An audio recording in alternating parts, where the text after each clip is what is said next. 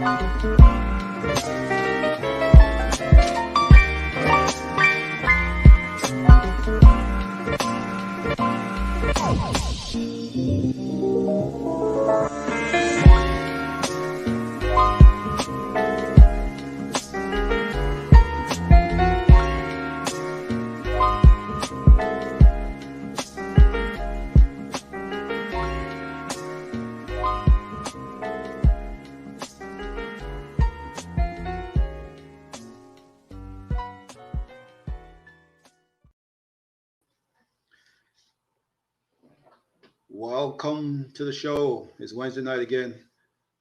We're back at it again. Want to welcome all the viewers to the show. It's a beautiful time in the week, Wednesday, and it's the time, actually my favorite time of the week.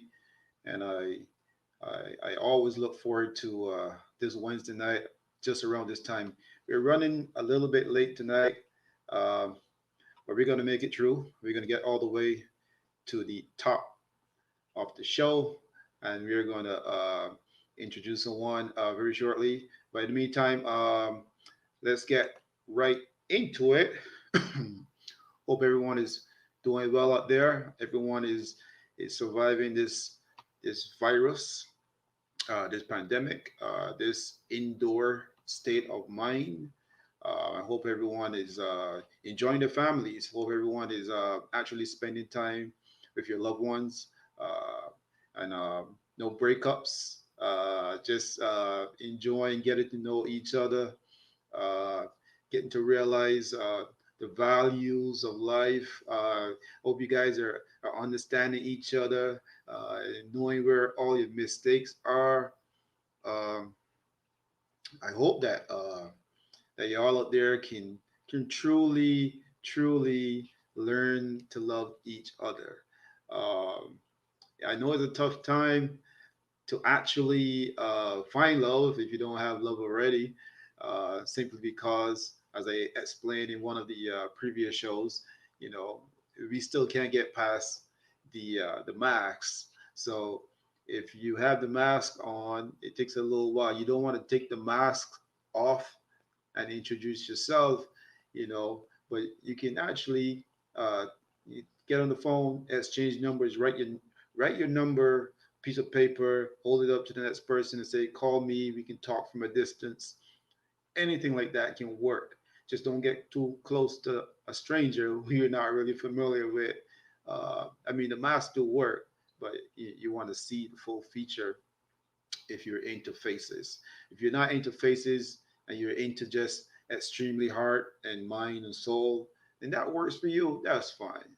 You just don't be surprised when the lights come on and then there's an issue. You know what I'm saying? So on that note, I just want to let everyone know that this is, which week is this? Well, we're at March 31st, end of the month. Man, those months went by really quickly. 3 months already. The 3 months already done. And look, one of the things I like doing about the show is that I get to meet new people consistently. And as you know, the show is here to promote and bring to you interesting and talented people from all around the world, man. If you know someone who fits this description, just point them in our direction, and we'll be very happy to connect with them. Give them a thumbs up. And if you are new to the show, I hope you're enjoying yourselves. I hope you get to know us and our guests, most importantly. The show is really about them. So if you know those people, just bring your guests in and introduce them to us, and we'll introduce them to the rest of the world. So the show really is about you and getting to know you, getting to know what your interests are, getting to know who you are, what you do, what's your talents, stuff like that. All those things out there means a lot to the whole wide community and for everyone, so that we can always know who's out there, who we're connected to and connected with. Uh, Remember, our email address is DmanFromProspect@gmail.com, and you can always reach out to us at facebook.com/DmanFuhTrute. That's DmanFuhTrute. We're gonna run the demand from prospect across so everyone knows there it is. And demand for truth, you always locked in. You can always check us out and drop us a line, give us a thumbs up, a like, drop us a note, say some of the things that you like about the show, some of the things you don't like about the show. Uh, Sometimes I wear some funk stuff just to advertise my daughter's art and her work. And I really truly hope you enjoy it. If you love it, let me know. Now we're gonna get right into the thing called demand thoughts while we wait for our guests. And let me see. So this week has been a little bit tough, um, as you all know. Um, it's the beginning. I think the third day of trial for the guy who killed George Floyd, and so we're keeping our eyes on that. All right. So let me get right into the thing called demand thoughts, and let's go from there, and then we'll introduce our guests. We'll pop it off. All right. So here we go. Now I've said this in the past, and will most likely say it again. There are some people who would like things to go back to normal, like how everything used to be. And there are others who will be very happy that this new normal is finally here and remains. A mask over the nose and mouth is very tough to live with. And I will be very happy also when this is finally over. But a mask over an entire system made up to accommodate some and exclude others cannot continue and function without turmoil. This may be the point where some of you will tune out and others will tune in, but it's been way too long and the hypocrisy of this system we live in have to be demised. Let's get to the point. It was a very long time since I saw the video of that cop with his knee on George Floyd's neck, which we all now know it eventually killed him. Seeing this video the other day again after a very long time has really hit me hard, and it sent me into a very angered state of mind. I ain't gonna lie. I don't know how many of you feel the same way you did when you first saw the video of it. And if you have, and you have moved on waiting for the next gruesome video to surface, and then to march down to Young Street or to any other street to protest against a backward system which continues to, you know, go against everything we stand for in justice, then I don't know. Uh, Marching, uh, we continue to do the same things. My point is, what if you had seen a video of Trayvon Martin being murdered after being hunted down by George Zimmerman? A video showing Zimmerman trailing this kid, and then the altercation which left Trayvon Martin dead. Would it have changed anything? What if you had seen a video of Devontae Miller who was chased by two men, one of them being an off duty police officer who suspected that him and some other guys were stealing cars in the neighborhood? That incident left Devontae Miller with one eye after being severely beaten by these two men up in Pickering. My point is, words should matter. And if you're going to use words like serve and protect, then the question is, who are you protecting and who are you serving? Now, I'm not American, and some Canadians may say even that I'm not Canadian. And when I go to my birth country, some people there may even say, well, you're in a Bajan. The one thing that leaves me with is that I'm still a person and people should matter to us all because we are all connected if you choose to believe it or not. It's been a tough battle to get the majority on board to believe that Black Lives Matter until the video of George Floyd being killed was introduced. And if we really want to show progress and let the world know that the protests and the downing of statues and all the jobs created for Black actors as of lately were signs of a change, then let the same be for George Floyd's case and convict those who did wrong and let some healing begin. Those are my thoughts. I can't express it enough. I've been talking about this stuff for a long time. Uh, you know, some people can engage in conversation, and others can pretty much move on. uh, and wait for the next one. But my point is, we need to come to some kind of uh, um, a bridge where people can be respected no matter who they are. And there are lots of incidents now that are happening out there.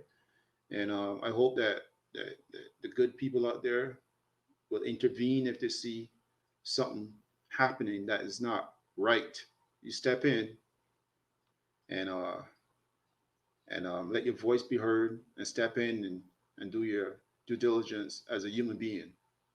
That being said, our guest is finally here. Let's welcome on the show Miss Alethia Cadore.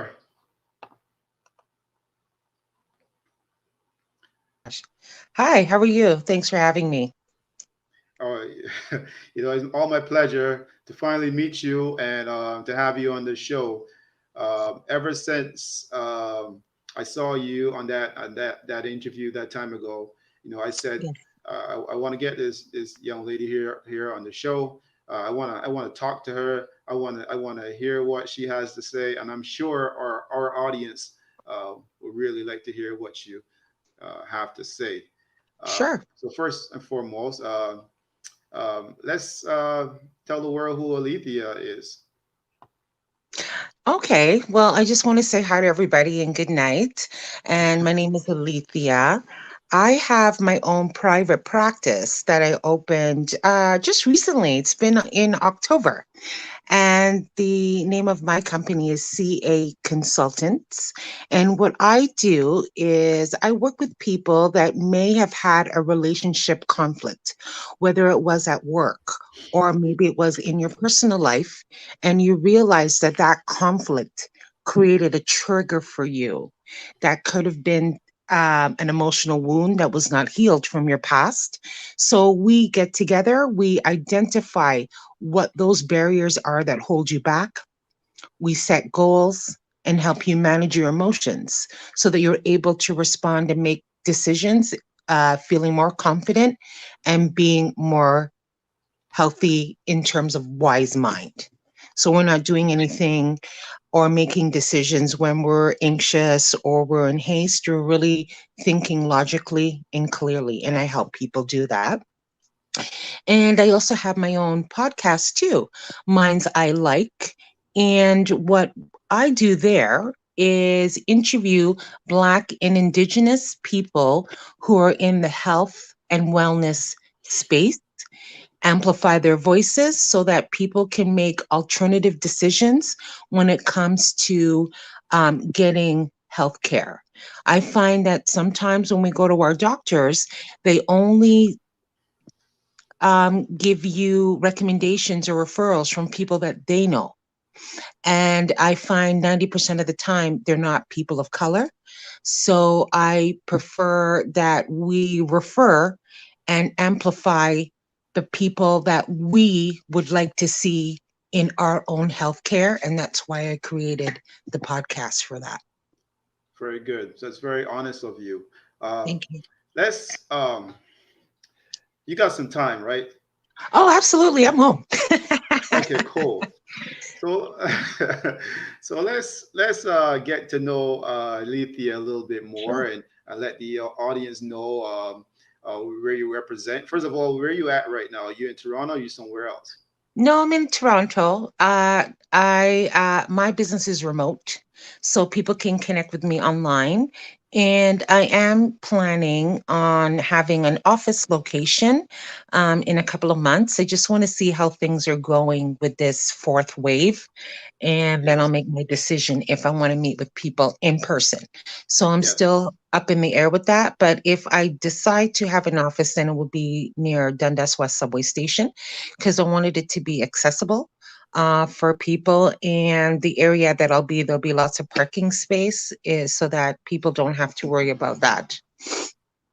Well, it's been a crazy quite a few months actually, and Yeah.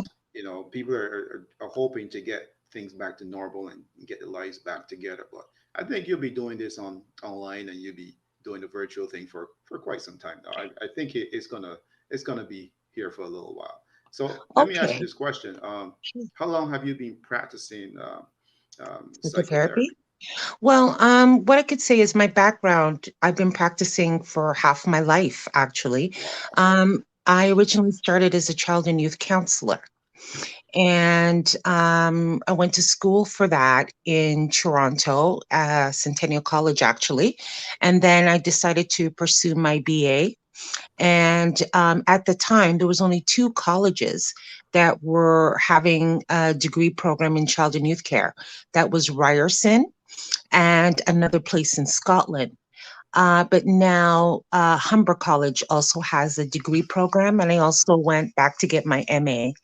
And I've taught in the field, Hmm. trauma and intervention. I've also taught professional issues, which means to prepare people that are in the field as a child and youth counselor. I would prepare them to get into the workforce, and then I would also supervise them at their work placement. So Nice. most of my skills have been in the area of mental health and psychiatry. And in order to work with adults, because I worked with a lot of adolescents under the age of 18, I decided that, you know what, I wouldn't mind working with adults. Not saying that I haven't, but I find to work with parents, I just need to have a little bit more skills. And I ended up getting my psychotherapy. So practicing in total 2 decades, almost 20 years. But for the psychotherapy, when they want you to be licensed, it's been about 5 years now. Wow, I was a little bit nervous. I was excited and nervous because I was like, this lady can pick my brain. I don't want you to unpick my brain because there's a lot of Well, stuff going on you out know there. what? I want to talk about that though, because I find that when I'm meeting with Caribbean people or people of African descent, that's what they say to me. They're like, "You're here to figure me out," and I'm like, "Hold on a minute. This is different in terms of what we see on TV, sitting on a couch and explaining everything." Yes, there are certain connections that can be intergenerational in terms of how we deal with things and how we process information. I have to tell you that even though people say to me, I'm not like my parents, I just want to tell you guys, sorry, there's some genetic markers that are very clear, and there are some strong characteristics that we do adopt from our family. We do, huh? Yes, No, and it's very clear when I'm working with people. I can see the patterns in the oh, behavior really? because, yeah, it's very evident and it's very clear. And people might not see it right away, but after maybe 2 or 3 sessions with me, I point out those intergenerational issues that holds us back. And a lot of people say that, like I said, oh, I don't think like my parents, but I just want to let you know that there are a lot of learned behaviors that we ascribe to because of the environment that we are in. That's right. So it's more like if, say, like the kids under the parents, they kind of see, they hear, they soak up everything, and they're not knowing that they're really actually performing the same things that the parents have been doing too and Yeah. saying all along, right? But here they say, "Oh no, I ain't like my mom, or I'm not like my dad," and here you go. When they reach 20, 21, 22, 26, 27, they start acting the same way, right? So Yes. you can identify those things easily. Hmm. Yeah, after 1 or 2 conversations, because part of understanding people and who they are is, listening to their story and sharing their story. And depending on who I'm working with, that's something that I really like to hear. How did you come into this world? Um, That's a Excuse tricky me, one. what was your pathway? What was your passageway which led you to me? Because sometimes it might take one situation and then, some of us can handle it. I find now that there's more of an openness to come to counseling and less of a stigma for the Hmm. Black and especially Caribbean community. I find that people are opening up now. I'm getting people that are, elders, and they're letting me know about their experiences of what happened to them when they were, just living their life here and they just never had a chance to talk to anybody. Yeah. because, you know, there was this perception that we are strong people. Well, you know, the question I have for you, another question. Well, I got tons of questions for you, really. But my thing is, so knowing now that this is you and you have grown into psychotherapy, and did you always know that this would be the thing that you'll be doing? Um, yes, I did actually. And I don't know if I mentioned this to you, but I kind of fell into this by accident. And when I was in high school, I just happened to volunteer. Well, I volunteered to work with a group of therapists. They were social workers at the time, and they had an office beside my school. And they were looking for someone to work with young people, just engaging them in activity while their parents were in therapy. And at the time, I was like, oh, yeah, I love working with young people. That was fun for me. Play some games, you know. 2 hours went by until I ended up having a conversation with the social workers, and they were just mentioning to me what they were doing. And I thought, oh my gosh, I could do this. It doesn't seem that hard. And then before I ended up graduating, I met a couple of people at my high school. One of them, she ended up getting kicked out of her home. And I thought that that was interesting because I never thought that a Black parent would do something like that. She was pregnant at the Really? time.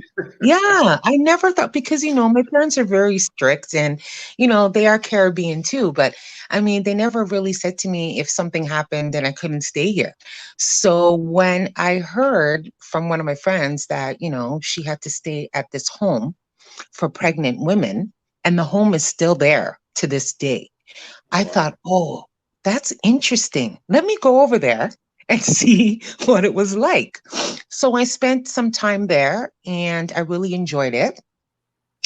And I thought, okay, let me just keep it in my memory banks. And then I met another friend. He was adopted, he was Black, and he was adopted by two Jewish people. And the chaos. What was the chaos? What that was this like? I want to hear this Well, drama. he was gifted and talented, but for some Just like reason, his you? parents, thank you, his parents were like, we're having a hard time with him. He's not listening. He's not following through. He needs to go to a group home. And I'm like, a group home? I never heard of that. I was like, really? There's a place where you can go if you don't get along with your parents? I thought, gee, let me go there and check this one out. So I went, and it was, I won't forget the place. It was at Broadview in Queen. Oh, that's a rough area. And yeah, and there's still a couple of group homes in that area.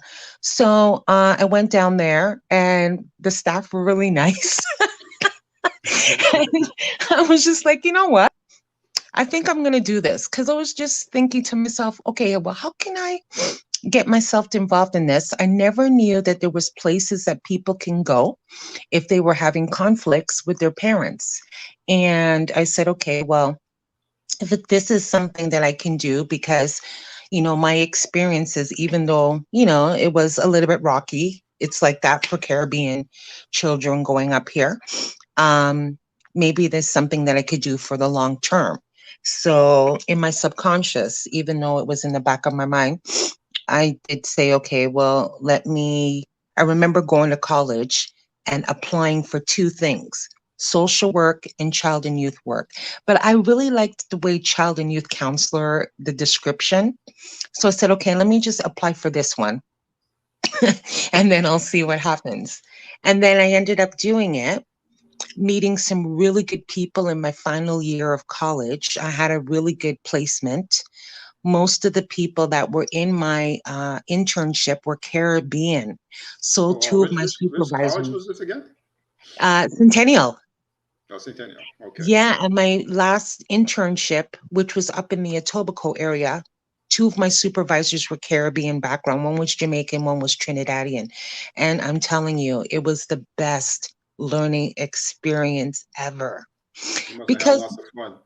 Pure bacchanal. and the fact that I think about it, they really laid the foundation of how this work was supposed to be. And now that I look back on it, there wasn't much documentation about how Caribbean families parent and how Caribbean families can be successful with their children.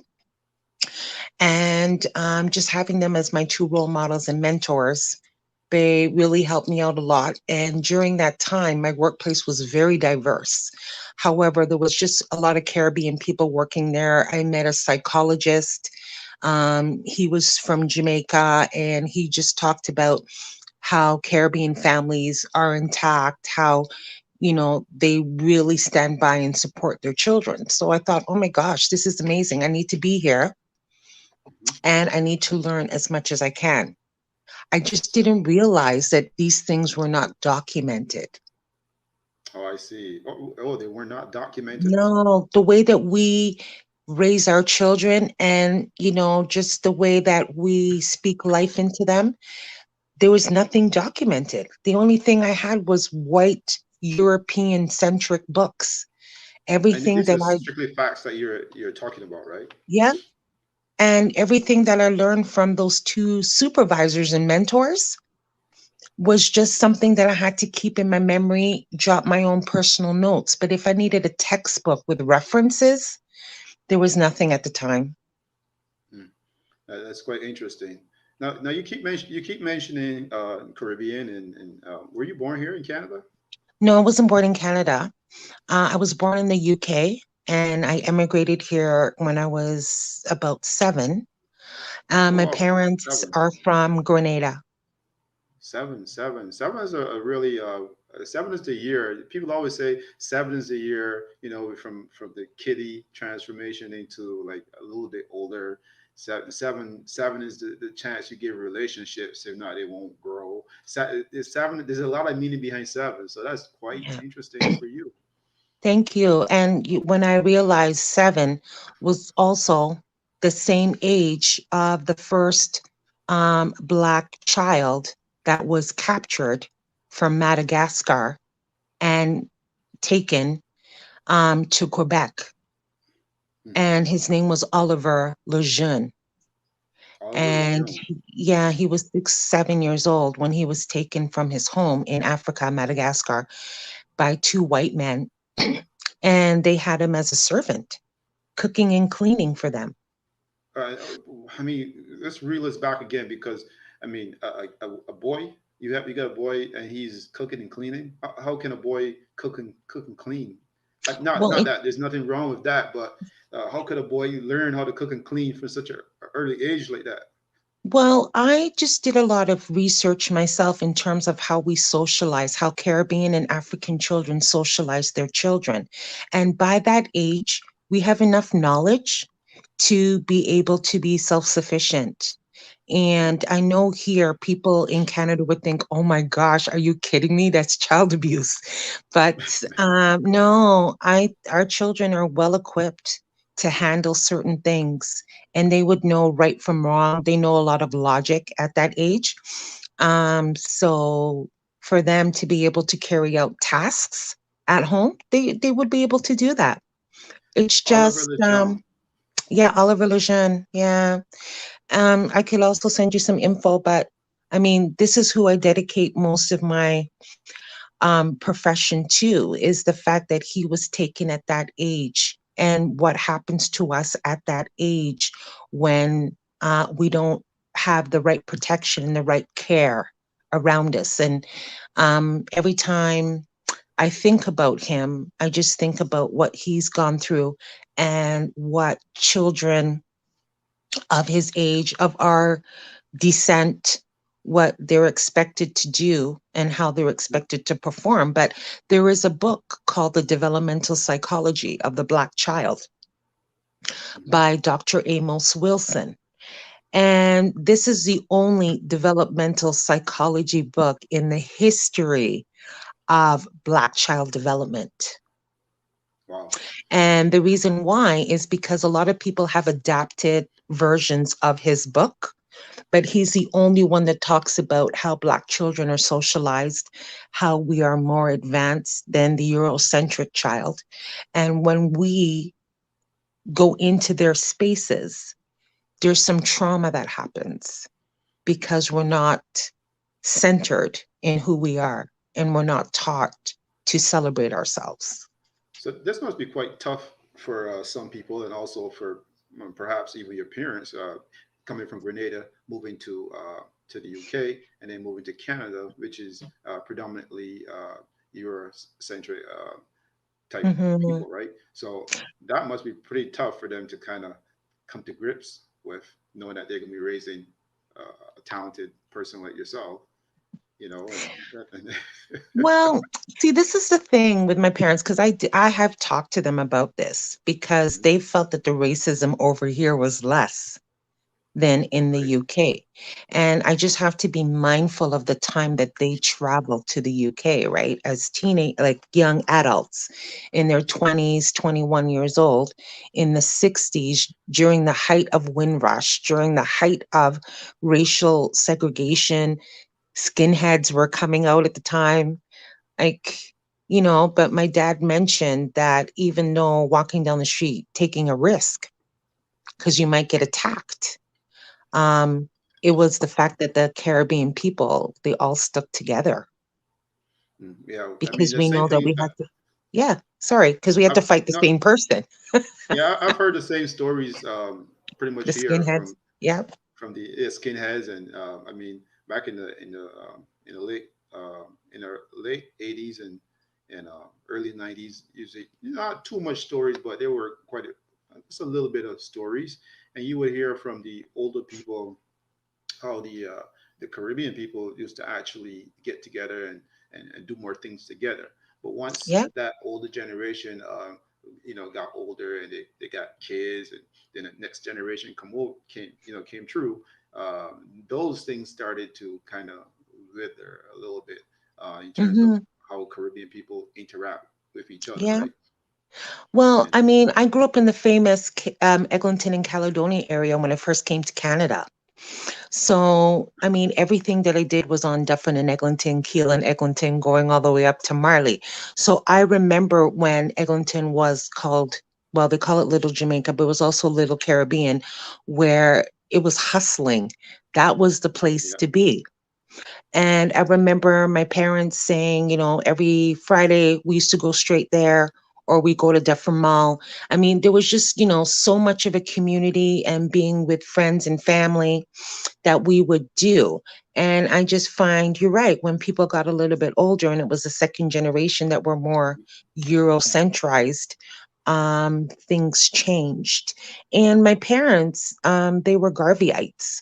I think well, I believe they still are. So my dad talked about going to the UNIA, which was the Marcus Garvey headquarters, which was down at 355 College Street. There is a plaque on the building which commemorates that there used to be meetings where Caribbean nationals, even current, well, they're now current prime ministers wow, of couple of countries, they were studying up here do you know in any? Toronto and also Montreal. And they used to come down and have meetings and talk about what it was like to be living in this country. But their goal was always to go back home and to support um, politically what was happening, because they felt that once they had this Western knowledge of how things worked, they thought that they could go back home and probably duplicate some of those things. I mean, people Were there always rules? wanted to move away from the monarchy. Like this, it was always about Caribbean nationalism. That's How how do I you grew up. how do you feel about that? Like say the students taking the knowledge that they found here and introducing it to where they're from and trying to work with that. Is that necessarily a good thing or? Yeah, it is. It's 100%. I mean, I just think about how I went through the school system here, and people, because of the fact that I was a little bit advanced, I was told that I'm not like the other blacks here. How's that? And What's the other blacks like? well, there seems to be a difference in terms of how people are taught here and what we are given to learn. And growing up in that area, we had Black history, where a lot of people told me they never had Black history at all in any of their schools growing up. And when I was in elementary school, so this was maybe grade 6, grade 7, grade 8, every week we'd have Black history, and I would go to another school next door and we would have our lessons. And we would learn about different things, different songs. And my understanding is from people here, they never got that. Wow. Wow. So there seems to be, based on the geographical location of where you live and the school, will dictate the resources and the curriculum that you get. I can probably see And that. I know the school that I went to, George Harvey. I mean, we had all really? that back in that time, Okay. I and went to Memo. you know, we were quite a school. If you Well, know we used anything to about always George want you Harvey, guys to come over, but you guys weren't allowed to come over for some reason. You guys would which only school were come you to the again? York Memo. Oh, you went to York Memo, Yeah. our rival. Man, we could only meet you Man, guys at the patty place. This was way back when we used to have a patty shop right across the street from my school. that's right. I Everybody remember used to that patty meet there. shop. Oh my gosh, I just saw the man that owned the patty shop the other day. He's all the way up Really? in, yeah, because remember he was a Black Muslim. I don't know if you remember him. Yes. That's, Yeah, I just saw him last year. yes. He's living, he's living way out in, nearby Sabo Beach. Um, what's the name of that? Flesherton. Yeah, because I went out there. There's a festival there. You might want to check it out during Emancipation. It's called Emancipation Day Festival. It's been going on for over 100 something years. And this is where settlers that came through the Underground Railroad, and they were former army soldiers. And they all settled up in that area. So there's We're like a gonna have to major talk Black about that. settlement. Mm, We're going to the talk about Black that settlement. because I need that information so I can go see that festival and check it Yes, out. Because that'll be a road trip for us. We're gonna love that. you're gonna love That's it. pretty cool. How did Mhm. you remember that guy from so many years? Because I Funny that. remember, like, we used to go there all the time, and he had 3 daughters. I don't know if you remember his 3 daughters. And he No, used I to be don't. so overprotective of his daughters. And I'm like, I would, because I think one of them went to my school. So we would always, keep in touch. I would see him on Young Street. Remember, he'd always have a little booth and sell stuff. So I never forget him because he would always talk about certain things. And I would always take that in. And every time I see him, I'm like, okay, I'm going to make sure I hail him up. But wow, what a coincidence. That's so Yeah, cool. I mean, it is a coincidence because for those of you out there who don't know, York Memo was just down the street from the school that I went to. We had a small rivalry. Her school was actually maybe the better school in terms of quality of stuff and programs and stuff like that. But our school was more like rugged. We were more like just out the Caribbean. We were more like a little darker, a little bit more Yeah. fearless. Kind of, we were. That's how we Yeah. were. We were a little bit rugged. We didn't talk like this. How I'm talking right now. We talk like, what you saying, man? I Wagwan. know. That's why I wanted to go over there. I wanted to go over there. And then I just noticed like most of my friends that were at Memo, they got kicked out. Everyone went to Harvey. And I'm like, geez, I should go but, over there. but It was you more guys had fun. a really good program. Plus, the school board was right attached to your school too, right? I believe that's how it Yeah. used to be. But I mean, the people that went to that school were still friends to this day.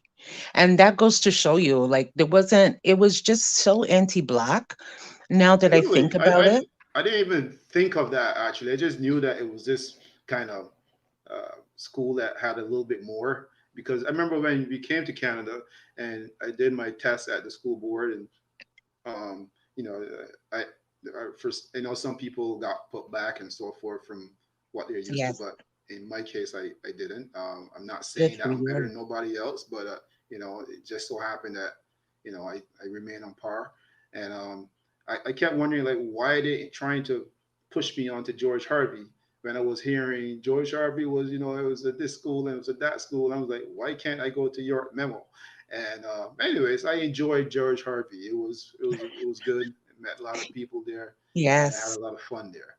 Now, Yes. now that everyone know a little bit about myself and a little bit about Alethea, I want to Yeah. ask you this question, Alethea. How much Mhm. right now are you needed, you in particular? How much are you needed right now within the community uh, and within our society in terms of what you do as a profession? Okay. Well, I'm just finding that people are really warming up to counseling. I think it's really scary because we have this um, old adage where we say to people, you shouldn't be telling people outside your business. But Yeah, that's right. this is not something of judgment because I don't hold that.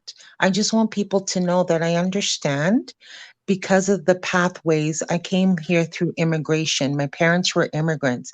My dad came here way before I came to the country. He was an illegal immigrant and he got his papers. So I understand the whole pathway of what it's like to come here and to struggle here.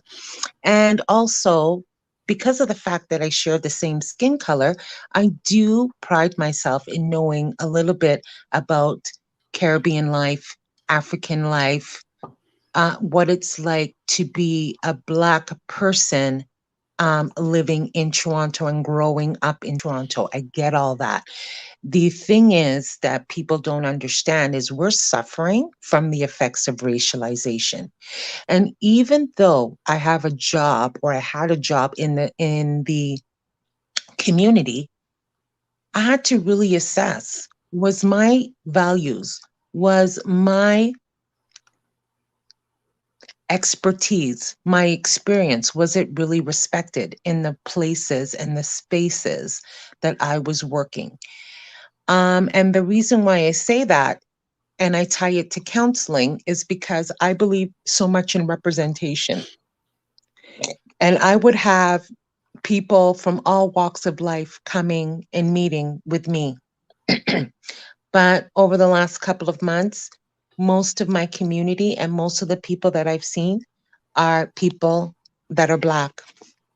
And they feel so relieved that they're able to have a counselor that looks like them and understands the struggles that they go through. I mean, I've had people tell me, you know what? I just have to exhale when I see you because sometimes when I'm in other spaces, there's so much explanation that I have to do in order for people to understand me. And when they come and see me, they're like, "Oh, I don't have to explain anything.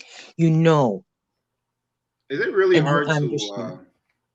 is it really like hard for the people who are seeing you to really like in terms of the adjustment, I know the emphasis of the similarities of skin color and so forth, but is that one of the biggest issues Yeah, with the clients, especially when they're seeing you?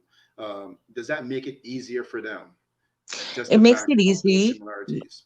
Absolutely. It makes it easier for them to talk because they know from a space that, we're going to be solution focused, that I'm going to have the empathy, I'm going to understand it. The other thing is they want to make sure that they can trust me. Mhm. Which And is I which is think, interesting, Alethea, yeah, because within the community, there's a lot of people that don't trust each other, right? So that's really quite unique and interesting to hear because it's good to hear that people are saying, look, I need someone who I can trust within mhm, with what I'm saying and to give me good advice and to lead me in a better direction. So that's mhm, big because within the community, there's a lot of people who actually don't trust each other, especially when it comes to advice and well, sound advice mhm. and so forth. Yeah, and I agree with you. And I always say to people, like, we have to understand the structure that we're in. The structure was never designed by us. Structural racism is built into the curriculum, the job that you do, even when we're saying, okay, let me look at policy, let me look at how decisions are made. They're not made with us in mind. And then people will say to me, well, I'm a Canadian. Okay, fine. But what rights are really for Black Canadians? What policy? Show me the charter. The only people that have a separate charter are Indigenous people because this is their land.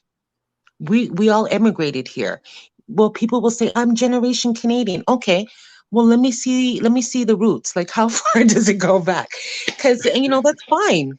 But I'm just saying, like, where was our space? And then when I did my research, when it came to how Caribbean immigrants were able to come to this country, we only were allowed to come here after a certain law was written and passed, which was the Multiculturalism Act, which gave us later on, we had Carabana. We weren't allowed to fraternize and do all these things. Even Black Canadians were pissed off that Caribbean people were given opportunities because we elevated ourselves a little bit above the Canadians that were born here. And they had an issue. You can read it, it's documented, of what they thought it would be like if we came in. They wanted more unity and they wanted more support as Black Canadians. And they felt that Caribbean nationals would have been able to support them. And they felt that we railroaded them because we elevated ourselves. It's interesting when you read it. I was That shocked. is interesting. That really is I'll give you interesting the because article. please do, because the Caribbean people from the Caribbean who's already being independent and doing things like doing things independently, coming here to Canada or going to America or somewhere else, you already have an independent mindset. Now, Yeah. I noticed that the blacks who were born here, I guess, like generationally born here from slavery and so forth, they might have a really different mindset because being always under, always second or third, or that it must have been tough. Like you suggested that it was kind of a struggle between the two cultures, I guess, Caribbean and Canadian. Mm-hmm. Because I mean, we took all the domestic servant jobs and we took all the porter jobs, right? All of us, that's all we were doing. Remember? I don't know if you read that story. They call me George. That was mostly Yes, I every was just Black looking at person's that. name was George. Just looking at You that. know, every Black person's name was George. So, I was just looking at that. Yeah. Those are some real stories. And I'll you tell know, you, Alethea, the one of the reasons why I had you on the show, and I really was pushing for you to come on the show because I know some people may not want to hear what you're saying in terms of some of these are actual facts that are hard for some people to stomach, but it got to be heard. And I mean, if these are facts, these are facts. A lot of times mhm, people turn a blind eye to things that they see and completely pretend that it's not there and things are not mhm. there. But here's something interesting. Now, does that make you kind of prejudiced in how you see things, or just makes you kind of factual? Well, to me, it's factual and just makes me more aware of how we have to be so mindful and really aware of the fact of how people are divided here and how it's created. And, even though we could have had our rivalries from the Caribbean, small island this, you know how people talk. But Right. my thing is, there's just so much unity. And this is the thing that we have to push is that, you know what? Yes, you could be from your island here or there, but we're tribal people. And we are so used to having our space in our territory. And people ask me, well, how does this tie into counseling? It does tie into counseling because I tell people some of the things and some of the thoughts Mhm. have been ingrained in us through our education and through socialization. And if you're not around a lot of people that can counteract that or really show you what it's like to be a Caribbean person, what it's like to be an African person, because a lot of people will say to me, oh my gosh, Alethea, we thought you were Caribbean, like you lived there. I said, no, I visited there twice, but it's just the values.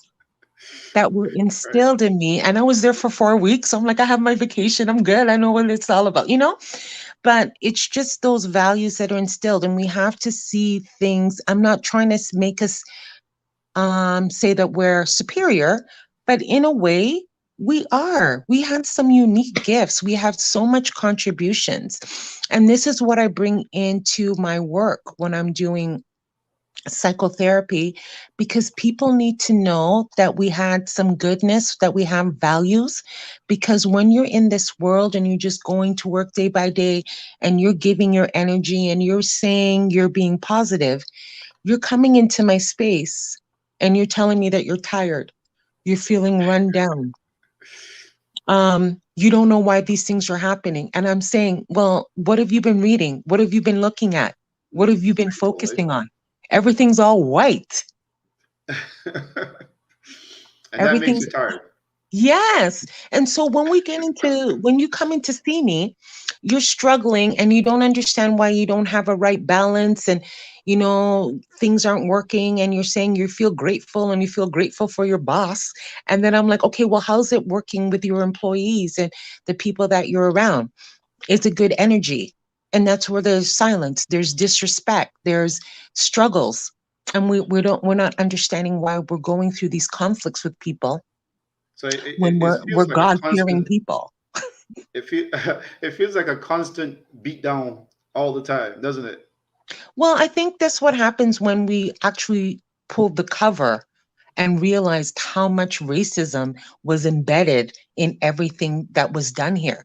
And I think George Floyd had really created an antithesis where people were like, you know what? I've had it. Enough is enough. I'm going to start, like, I just, after what I saw on TV, I am, for some reason, people were like, you know what? I'm tired. I'm done. I'm just going to speak out. I don't even care what happens. And I'm just thinking I've that, heard some people say yeah, that. is that what we needed? Another one of us? Like, because remember, there was a lot happening that year and the year before, and everything was being filmed on TV. I remember seeing the Philando Castile. I remember seeing It was like um, a volcano ready to erupt. yeah, there was so many. And then people were like, enough, I've had it. And then they just started coming out and talking, and people really had COVID was a blessing. I'm telling you, even for myself, someone that always is on the go. And then I was able to Interesting. really stop and just really Very, very take an interesting. assessment of what was going on around me. And I'm telling you, a lot of things came out in the open because of this murder. And that's when I also had to make a decision myself about the environment and the workplace that I was in and Mm-hmm. how I was being treated. And then, one of my colleagues came to me and said, you know what? Even though, we chat on a WhatsApp or, we have our conversations back and forth, they just said to me, you know what? Um, they're not gonna, it was hard for them to take a stand when it came to Black Lives Matter. And then one of my colleagues said, I just want to let you know, like, they didn't really like you anyway. Oh, really? That Yeah. that's quite interesting. But I think let me ask you this because you being a psychotherapist, do you find that more people are kind of jumping on the Black Lives Matter movement just to fit in, or is it necessarily genuine? As Well, people support the cause, or they're just going along with it because it smooths things out to make things just a little bit easier. just to address one thing, like when I'm in psychiatry and, we're talking in my space about some of the day-to-day things, this was a lot of, the stress that people were experiencing. Like, what are they going to do now that this thing has been unveiled? Like, they realized that they were being victimized and that they were being taken advantage of at their workplace. I want to go back. I want So, to go back. I want to go back. yeah, I want to go back to you. You said someone said they didn't really like you. Is that what you yeah. said? Yeah, they said that they didn't really like me No. anyway. But I think it's because of the fact that I've always been outspoken. Like every time they see me, I'm always referring to something Black. I'm always wrapped with something that represents who I am. Every time they see me, like, oh my God, there she goes with the black card again. But I'm sorry. I've never stopped. I've never changed. I've always tried to intertwine my culture into everything that I'm doing. And I will speak from that perspective, especially when I'm working with a Black family or I'm working with a Black individual and I'm in a white space. I have to speak as if I'm part of that family because they don't understand that. How our families work, or they'll say, well, if the child is not well, the parents don't need to get involved because the child is this age and we don't need to hear from the parents. And I'm like, oh, wait a minute. Like, once your child, it doesn't matter, they could be 30 or 40 and they live in your home, your parents are, no matter what, you're still my child. So they still feel responsible. We're here, things are very clear. 18, you do this. 12, you have a right to live with whoever parent.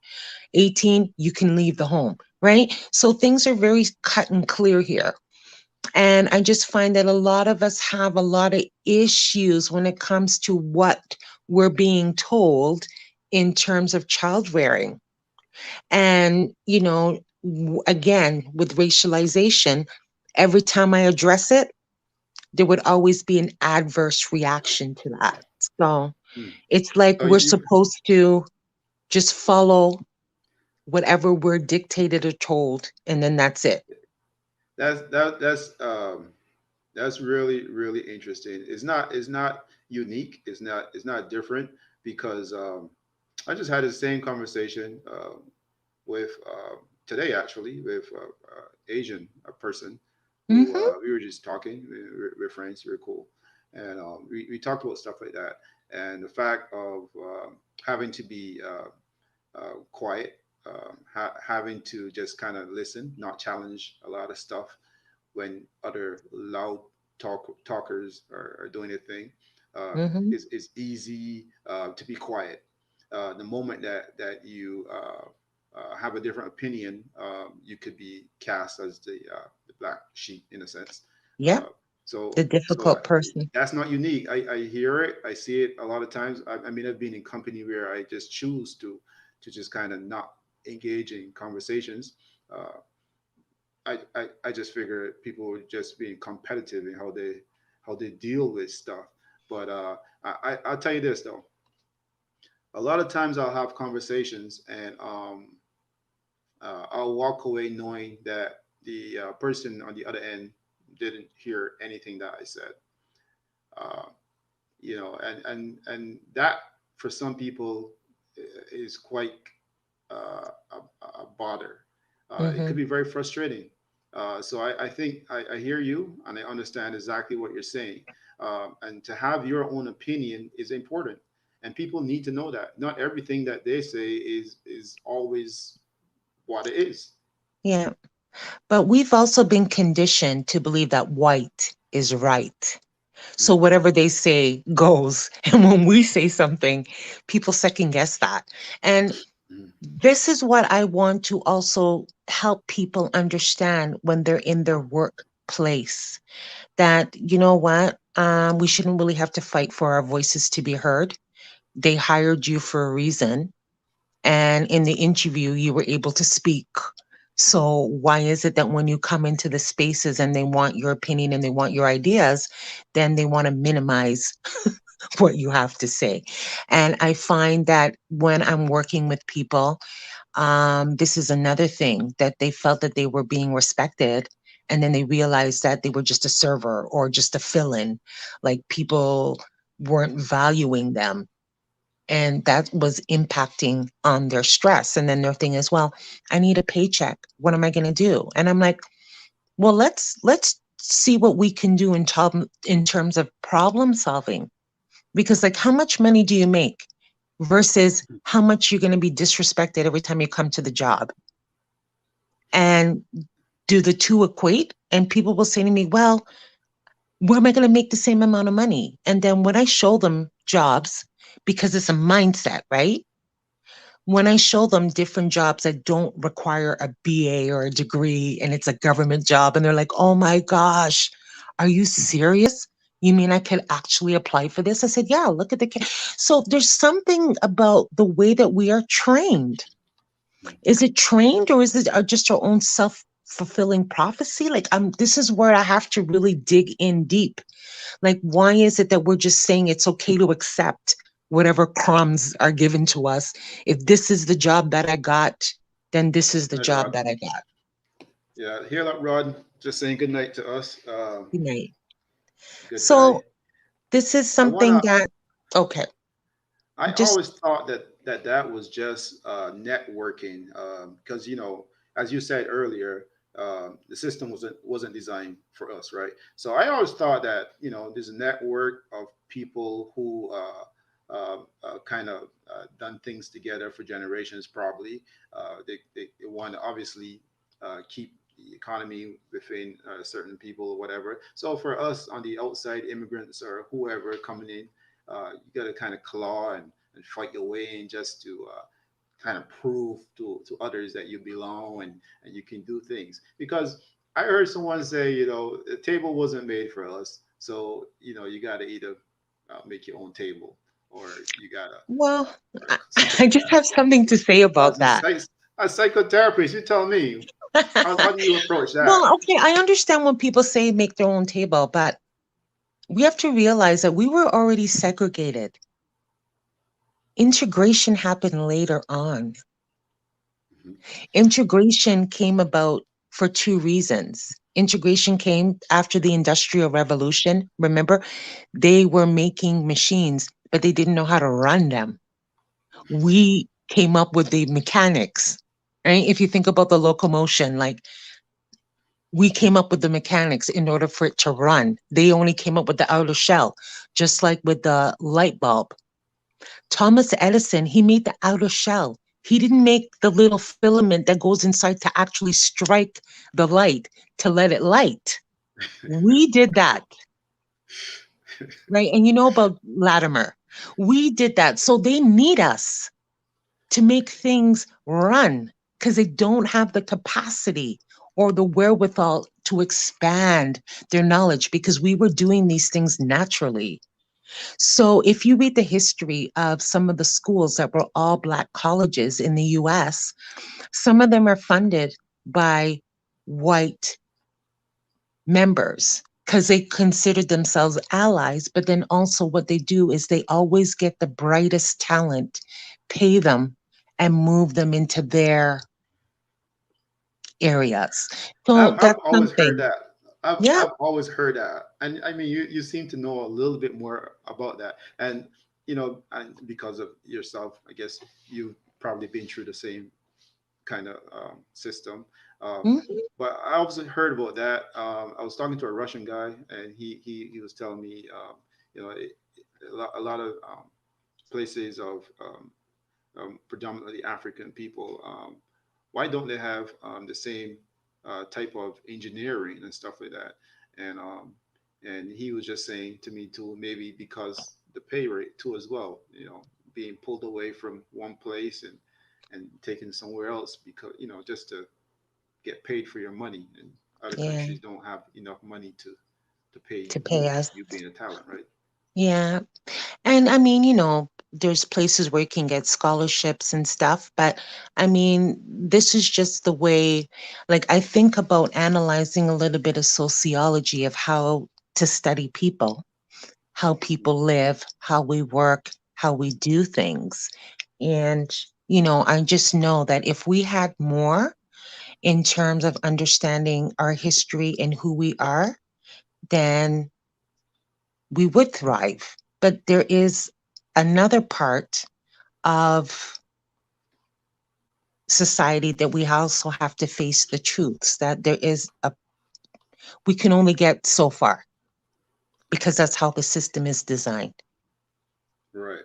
Now, I know we've got 15 more minutes in the Sure. show coming up to the hour, and I wanted to touch on a few things. I had like a lot of questions for you because I say that I want this person to I want to pick your brain, but you may be picking mine right now. But We should have a part 2 or a part I 3 want at to any time. ask you, um, Well, I think you answered this, but the question really was: is it really important that people of color living within North America see persons like yourself do what you do and do it well? uh, Having a strong voice like you do, you're not afraid to speak and afraid to say things as they are. I don't believe you're making things up. I believe you're taking facts and you're just putting it out there and saying, look, this is that. I'll say what I have to say. If you choose to hear it, you choose to hear it. If you don't want to hear it, you don't want to hear it. But these are facts. How important is it that people of color see you and see the things that you're saying Hmm. and see what you're doing in term professionally? Well, I mean, I think I'm there are a lot of people out there that look like me that are doing the work, but there's a specialty in terms of understanding racialization and the effects of racialization that not everybody touches on. So when I am speaking on racialization, I like to come with the facts and the history of what I've researched up until this point so that I can speak to the reason why you're tired, you're feeling stressed out. You're not feeling good when you wake up in the morning because you know you have to go to work. Guys, this is not only a mind thing, it's also a spiritual thing. When we're not feeling right, we know it. And that's why I'm saying it's good to just check in with somebody. You don't have to check in with a therapist because you have problems. It's also just to make sure that things are balanced, that you're having a different perspective. And there might be some things that you just want to tease out for yourself that could have happened in your past and you never really shared it with anyone. And you feel like it's time to do this and to have the conversation. So then that's what I'm here for, is to help you unpack some of those things that have been deep seated for a long time so that you're able to just see things from a different perspective and just to live the way we should be living, which is to have, you know, diversity, but we want inclusion. And I just don't think we're there yet because people can say, hey, I could check off a box. I have an Indian working, I have this person working, but do you really And know them? does that really happen? Do people actually look at who they have and check off and say, hey, look, Yeah, this is so and so, this is so and so? yeah. There's a quota. And I remember the quota more prevalent after the Young Street riots. And Stephen, I forget his name, he wrote a report.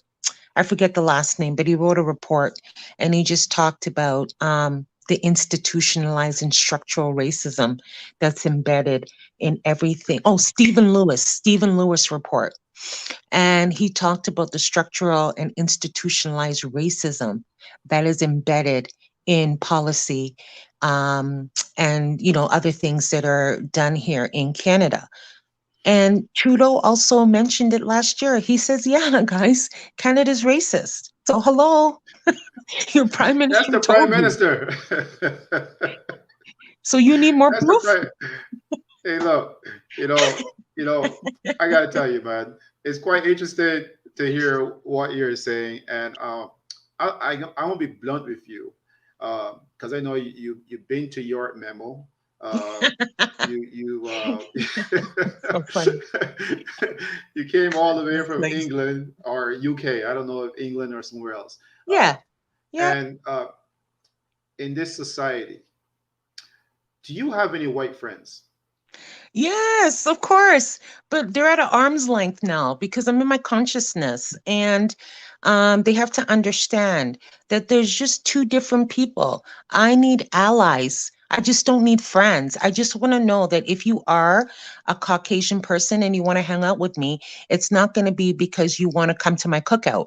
Like, I want you to be able to speak out and stand up when you see these injustices, not to be invisible and just be in the corner in the background and not wanting to say anything because you don't want to be connected with us. No, if you say you want to come to Caravana, then I need you to come for 364 days and show up for Black people, not only when we're having fun Hmm, and when you agree. can benefit off of the culture. No, I need to know that if there's an injustice, you're going to be out there. If someone is treating someone poorly, and it doesn't matter what color, you're saying something and you're speaking out. And that's when I know that I will be solid with you. I've had this discussion many times growing up here. And especially when you're in your consciousness, it's not this, oh, I'm colorblind, I don't see color. I'm sorry, you need to see me, because seeing me also confirms and validates my existence. I And definitely hear you. exactly. So that's what I'm thinking of. And if I think about Marcus Garvey and all the people that were under Black liberation, I didn't see any white people there. So if you guys are there and you're standing up, then I just need to see it in the boardroom. I need to see it when there's policies being made and drafted that marginalize people. You tell me that you want diversity, you checking it off, but there's no inclusion. Where's the Black supervisor? Where's the Black content when I'm going to school? Why do I have to learn all these things outside of my learning hours? Everything I should learn about me should be in the building. Within the And school. then your parents reinforce that when you're at home. They look at your curriculum. Then they're like, okay, well, how can we incorporate or see ourselves in it? So when that happens, then you might have people speaking out less. Then they might not need to see me as much. But since there's so much injustice in the world, then please come see me. Because then let's try and Now, work on these things so that you can feel comfortable in your skin and you don't have to feel anxious every time the TV comes on and you see another black person and you're like, oh my gosh, is the person black? Right? Because we all did that growing up. Anytime there was a murder, anytime there was issues going on, that's the first thing you want to know. Is the person black? Okay, good. Right? So I Alethea, just want to, yeah, I just we want to touch a say to lot about people, yeah, we could go on, but we I just touch want people to we. know.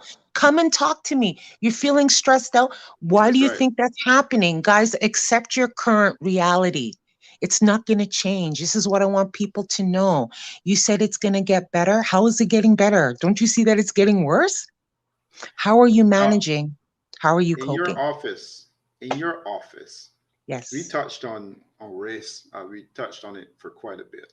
Now, in your office, is there anything that can't be discussed when it comes to outside of race, sexuality, abuse, Mhm. stuff like that? Yes. I know we only got a few minutes, and I wanted to ask about the youth. How old Yeah. can a young person start seeing you? If they're 6, 7, is that appropriate age, or do we Well, have to for wait and six see? and seven, I normally don't do counseling for 6 and 7 because I find that they should be doing play therapy, which means you're sitting down with a guided therapist. And while they're playing, then you'll be able to see the interactions and a lot of conversations will come up that they can deal with. But my youngest has been 10 years old, Mhm. and that was because they were bullied at school and then there was some the teachers had some discrimination. He was a black boy and he was having trouble in his school because they said he had boundary issues when they're never taught how to socialize. Mm. So yeah, so for me, 10 years old.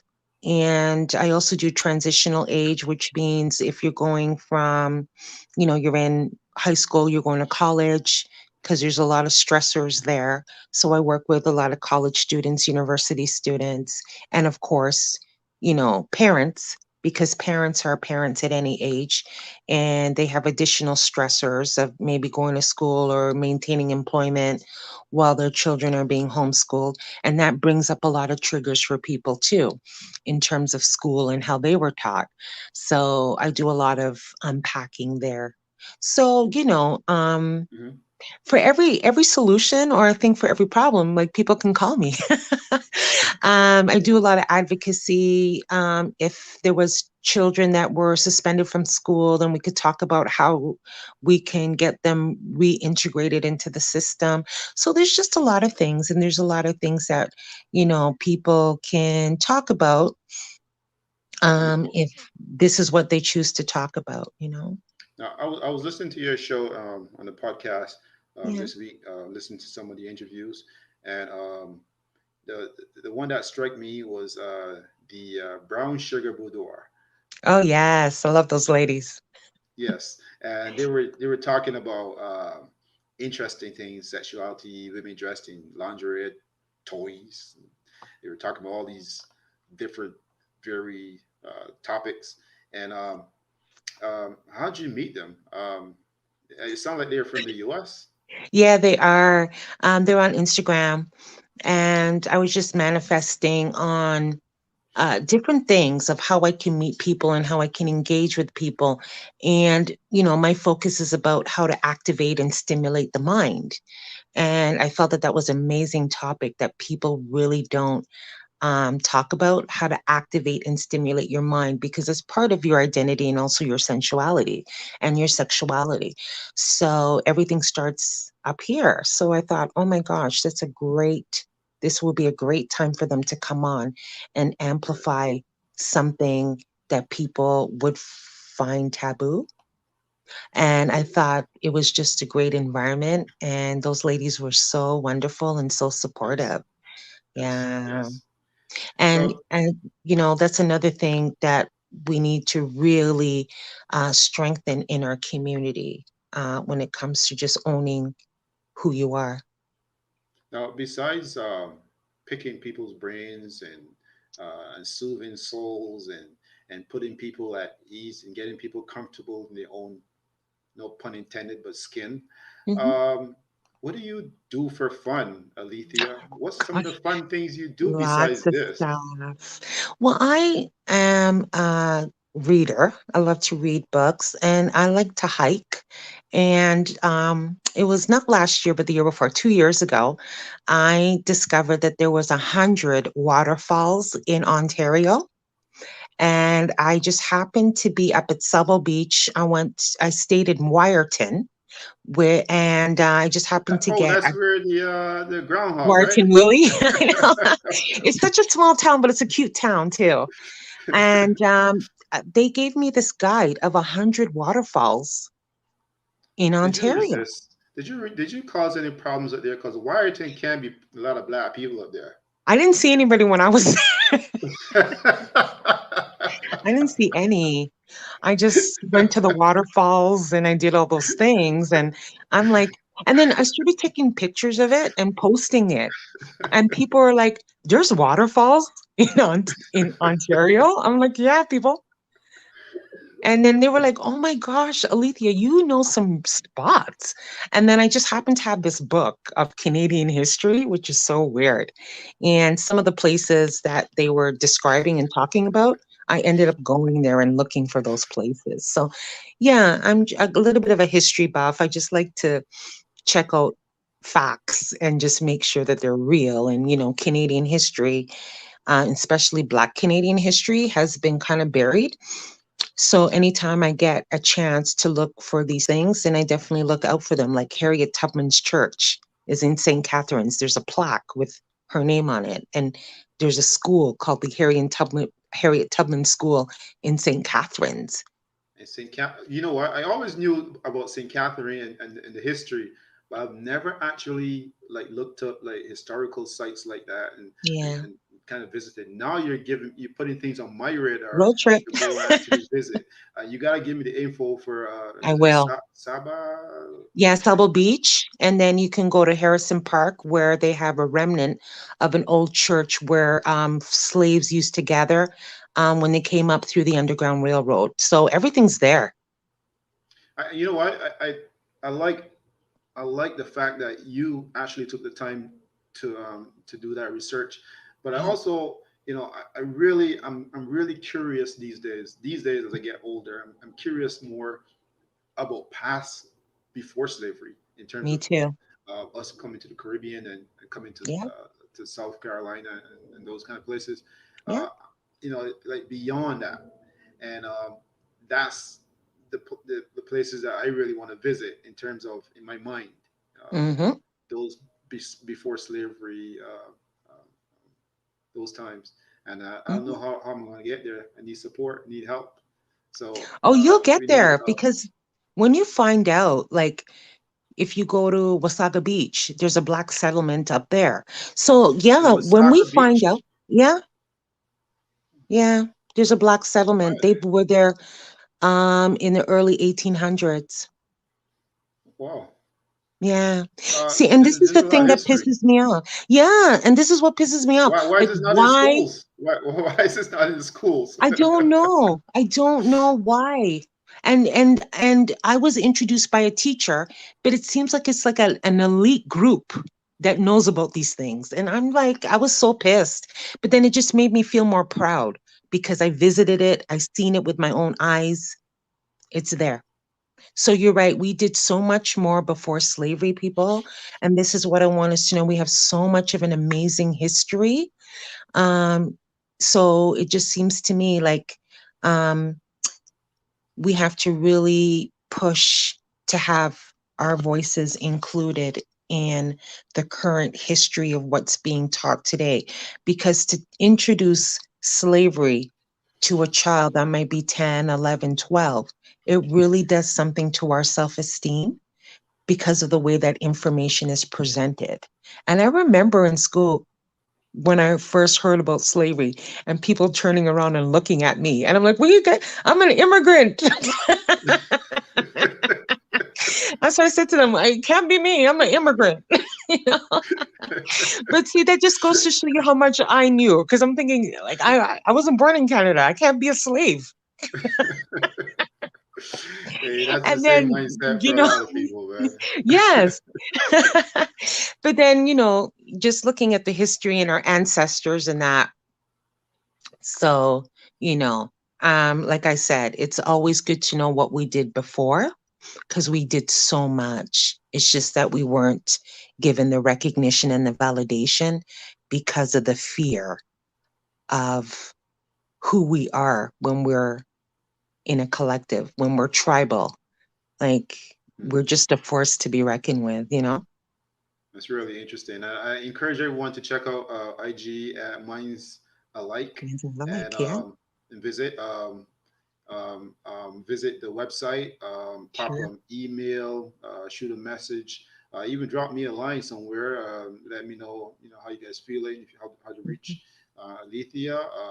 All her information will be on this page, and also will be here for viewing. Um, uh, we're always going to be here, and we know how to reach you. You know how to reach us. Let us always be a line, an open line where we can Yes. always connect. Hmm. I really want to thank you for coming on the show tonight. It's been Thanks quite for a having pleasure. me. It's Thanks for been having really, me. I had a great time. And oh my gosh, it's just so cool that you were just down the street from me. yeah, that's right. Yeah, you know what? You It's a know, the place small is world. burned down. They burned down the school. They're not I gonna, think it was like 2 years ago. yeah, they're not gonna build that back. I want you to do me a favor. I want you Sure. to make sure that you dated where you were at the night when that was burnt down, so that nobody out there thinks that you had anything to do with it. Nothing. No, they know the whole story of what happened there. So that was funny. I was just like, they had a fundraiser and everything. I'm like, guys, why are we raising funds when the school has insurance? It was funny though, because it was like a That's big funny. thing. So, That's funny. all That's right. funny. That's funny. So again, I want to thank you for coming on the show, Thank man. It's you. really been a pleasure. It's really good how you can actually voice your opinion and Thank you. actually do your practice. Let people know there's lots of facts out there. And um, hello, Laura, Mrs. Headley. So I just want people to know that that Alethea is always there. She has tons of information. Alethea is actually was one of the gifted people in the school. I don't know if she choose to say that or not, but she's been always up there. So Thank you. again, Alethea, I want to say thank you, and thank you for joining me tonight. Hey, and I just want to say to everybody, be safe. Please be mindful. Take your deep breaths and come see me. Reach out if you need some support. I'm here for you. Thank you. So there you have it, people. Alethea Cadore, what a gifted interesting, um, professional psychotherapist. She do have some strong opinions, and you guys heard it all. Um, by the way, she will tell you that they're all factual. I got to do my research now and check out some of these places that she put me on to. There's tons of history out there for those of you who want to revisit some of the history. Those of you who are interested in those types of scenarios. Um, I mean, they're all there. It's always good to connect. Always good to reach out, learn more, because believe it or not, there's a lot of people out there who will know a lot about your history. If you don't do the research, you'll be able to pass that history and that knowledge down to the other generations under. Remember, as she alluded to earlier, that the kids would only do what they see around them. And if you're sending that kind of energy towards your kids, obviously they're going to pick it up and they're going to run with it. So if you're submissive, uh, they're always going to be submissive also. Uh, and That's cool, Laura. You can always watch the rerun on YouTube, and you can always watch the rerun right here until it disappears. So again, I want to thank everyone for tuning in, and for those of you who view us every week, thank you for joining the show. Stay blessed, stay safe. Uh, Remember, there's lots of us out there doing things collectively. We're all one people. We're all God's people, and you know, there's a vast amount of people out there, and we just need to do the right things. All right. Again, my message, as usual, if you are going to do anything, do it safely, wear a mask, and if you're going to do anything else, protect yourself. Until then, have a safe and blessed night.